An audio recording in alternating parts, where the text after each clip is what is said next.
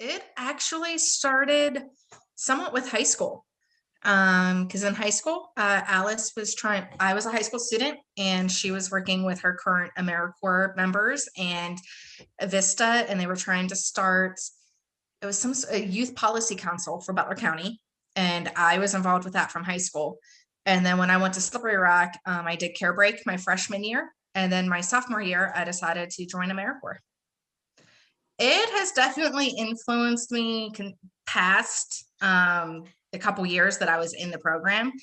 Um, so I think I've made a difference even outside of the program because of what it did for me.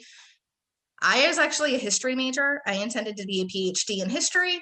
All of my jobs that I've had up to this point have basically been nonprofit sector, and rarely did I use history. And I think it was because of the hands-on experience that I had, through AmeriCorps, through the program.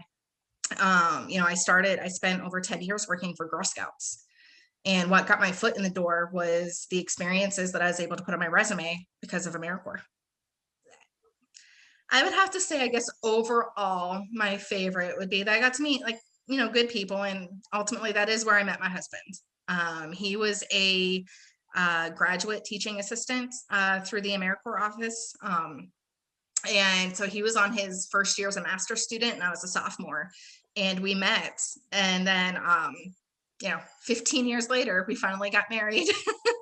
Long engagement, but yeah, like we met there, went to grad school, in Ohio.